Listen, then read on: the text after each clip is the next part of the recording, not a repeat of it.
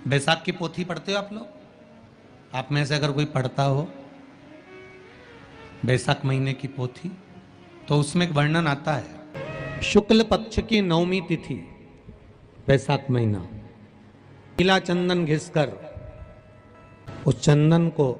एक सुंदर पीपल का कोमल पत्ता, कोमल पत्ता मतलब एकदम, एक तो पीपल का होता है कड़ला पत्ता, एकदम कड़क हो जाता है, और एकदम होता है कोमल पत्ता।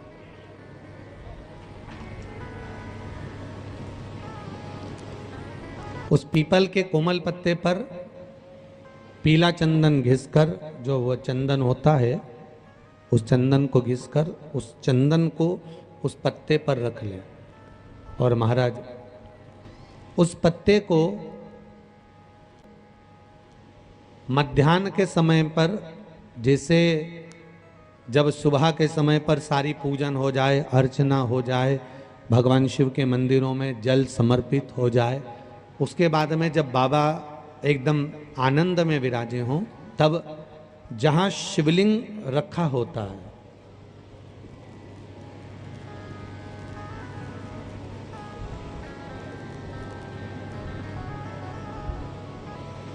जैसे ये शिवलिंग है और ये कटी भाग जहाँ शिवलिंग रखा हुआ है, इस कटी भाग पर जहाँ शिवलिंग रखा है उसके पास में ही 3 उंगलियों से चंदन का लेपन उस कटी भाग पर करना है।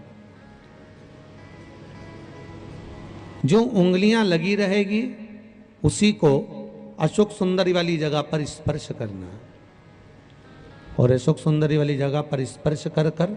कुछ देर तक चंदन लगे रहने देना है। उसके बाद में उस चंदन को वापस निकाल कर लेकर आना है। कटी भाग पर जो लगाया गया है उसको भी निकाल कर वापस लेकर आना है। फिर बाबा का स्नान नहीं कराना है, केवल चंदन लेकर आना है, उसी पीपल के पत्ते पर रखकर। एक डिब्बी में उस चंदन को आप रख लीजिए। कुछ दिन, जिसकी नेत्र ज्योति कमजोर है, चश्मा लग रहा हो, श्रवण शक्ति कमजोर हो, सुनाई कम दे रहा हो, उसके कंठ से इस ठोड़ी तक उस चंदन का तिलक लगाना प्रारंभ कर दीजिए, और नेत्रों के नीचे थोड़ा सा वो चंदन लगाना प्रारंभ कर दीजिए। लगभग 20 से 22 दिन तक आप उसका प्रयोग करिए, और एक रुद्राक्ष का जल शिव को समर्पित कर कर उस जल का आचमन करना प्रारंभ कर लीजिए। लगभग 22 दिन लगेंगे। धीरे धीरे फिर जाकर डॉक्टर को जांच करा लेना, नेत्र की ज्योति बढ़ना प्रारंभ हो गई है। पर विश्वास के साथ में, भरोसे के साथ में, क्योंकि सबसे मूल अगर कुछ है तो विश्वास मूल है। मानो तो मैं गंगा मां हूं, और ना मानो तो बहता पानी। अगर आपका विश्वास प्रबल होगा, भरोसा अगर प्रबल होगा, विश्वास अगर प्रबल होगा, तो भगवान मिलेगा। और अगर विश्वास नहीं है तो परमात्मा नहीं मिल सकता। बैसाख महीने में अष्टमी और नवमी तिथि, ये 2 तिथियां ऐसी हैं, मान लो तुम्हारा पैसा तुमने किसी को दिया, 5 लाख, 4 लाख, 3 लाख, 10 लाख, 8 लाख, 2 लाख, 50,000, 25,000, 20,000, 40,000, और वो पैसा नहीं दे रहा आपको। आप हार गए कह के कर, फोन लगा लगा कर, भैया दे दे रहे, परेशानी है, दे दे रहे भैया, हम तो परेशान हो गए, और हार गए, नहीं मिल रहा, बहुत परेशान। तो महाराज या नवमी तिथि के दिन आप मां जगतजननी जगदम्बा का शिव के साथ में, शिव शक्ति का स्मरण कर कर देवी के नाम की 9 आहुतियां, सूखे बीले की, मतलब बीला जो सूख चुका है, फल जो सूख चुका है, उसकी 9 आहुतियां अग्नि में शंकर और सती के नाम से, शंकर और शिव के नाम से समर्पित करें। और आखिरी आहुति जो समर्पित करें उसमें थोड़ा सा भाग तिल का, और तिल भी काली नहीं चढ़ती उसमें, श्वेत तिल का भाग उसके साथ लगाकर समर्पित करें, और जिससे धन लेना है उसका नाम लेकर वो समर्पित करें महाराज। उसको सुध आएगी, और वो पैसा किसी भी हाल में आपके हाथ में थमाकर जाएगा ही, ये पक्का है। उसकी आहुतियां हे कहूंगा, अगर लक्ष्मी नहीं आ रही, संपदा नहीं आ रही, व्यापार नहीं चल रहा, तकलीफ बहुत ज्यादा हो रही है, कष्ट पर कष्ट बढ़ रहा है, कोई अच्छा कर्म हो ही नहीं रहा, बैसाख के महीने में एक बीते से नाप कर छोटा सा सफेद वस्त्र ले लो, उस वस्त्र में 108 चावल के दाने रख लीजिए, एक सफेद पुष्प की पत्ती या पुष्प जो मिल जाए वो रख लो, फूल भी ना मिले तो एक चावल का दाना अलग से रख लीजिए। बैसाख के महीने में उसको अपने घर के जहां परिंदा होता है, मटका होता है, पानी भरने का स्थान होता है, जहां पर हम पानी पीने का भरते हैं, वहां उसको एक कटोरी में रख लीजिए। 3 दिन बैसाख के महीने में कोई सी भी तिथि, चाहे आप दूज, तीज, चतुर्थी ले लो, चाहे पंचमी, छठ, सप्तमी ले लो, चाहे अष्टमी, नवमी, दशमी ले लो, उसको रख दीजिए 3 दिन तक। चौथे दिन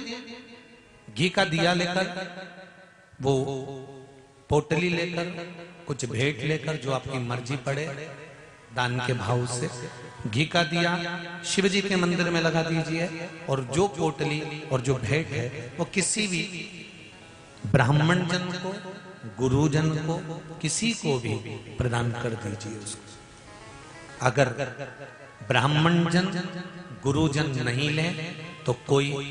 इसका मोल तत्व समझता हो, कोई सौभाग्यवती माताएं हो, कोई बहन बेटियां हो, उनको भी आप दे सकते। ये लक्ष्मी की वृद्धि करने का, संपदा, रोग, आनंद, सुख प्रदान, ये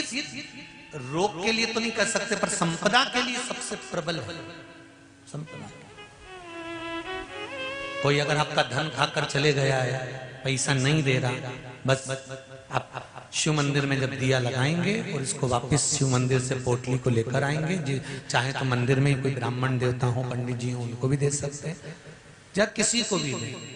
उस समय पर आपका स्मरण, दीप लगाते समय, दिया लगाते स्मरण होना चाहिए कि मेरा पैसा इतना गया हुआ है। आप ब्राह्मण देवता हो, पंडित जी हो, उनको भी दे सकते हैं, या किसी को भी दे, उस समय पर आपका स्मरण, दीप लगाते समय, दिया लगाते समय स्मरण होना चाहिए कि मेरा पैसा इतना गया हुआ है, बाबा ये रकम डूब गई है, ये पैसा चले गया है, ये प्राप्त होना चाहिए, मेरा व्यापार बढ़ना चाहिए। शिव करे, कभी कभी खाली नहीं जाती। शंकर पर चढ़ाया गया 1 लोटा जल, शंकर पर चढ़ाया गया 1 चावल का दाना, शंकर भगवान पर समर्पित कर गई 1 बेलपत्र, शंकर भगवान को दिया गया 1 दाना अन्न का भी अगर तुमने शिव को समर्पित करा है तो वो खाली नहीं जा सकता। शंकर का मंत्र जाप जो आपने करा है, चाहे पंचाक्षर मंत्र नमः शिवाय बोलो, चाहे षडाक्षर मंत्र ओम नमः शिवाय बोलो, चाहे श्री शिवाय नमस्तुभ्यम बोलो, एक बार भी अगर मंत्र का स्मरण किया वो खाली नहीं जा सकता। कहा है जब जिंदगी बहुत संघर्ष में चल रही हो, बहुत दुख का जीवन चल रहा हो, बहुत कष्ट का जीवन चल रहा हो, बहुत कष्टमय जीवन चल रहा हो, तब शमी के 5 पत्ते, शमी के 5 पत्ते, एक दुर्वा के साथ 1 अक्षत चावल का 1 दाना, वो भी हल्दी में भिंगोया हुआ हो या केसर में भिंगोया हुआ हो, शमी पत्र 5, 1 दुर्वा, 1 चावल का दाना, जो दिल से, हृदय से बेलपत्री के वृक्ष के नीचे पार्थिव लिंग का निर्माण कर कर, मट्टी का शिवलिंग बनाकर, प्रदोष काल में मतलब शाम के समय पर शिवलिंग बनाकर उस पे जल चढ़ाकर, जो ये 5 शमी का पत्र, 1 दुर्वा और 1 चावल का दाना अपनी कामना कर कर जो दुख चल रहा है बाबा से विनय कर कर एक एक पत्ता जब समर्पित कर दे, फिर एक दुर्वा समर्पित कर दे, फिर एक चावल का दाना समर्पित कर दे और बाबा का वहीं पर पुनः विसर्जन कर दे। 3 महीना तो जाने दो, 15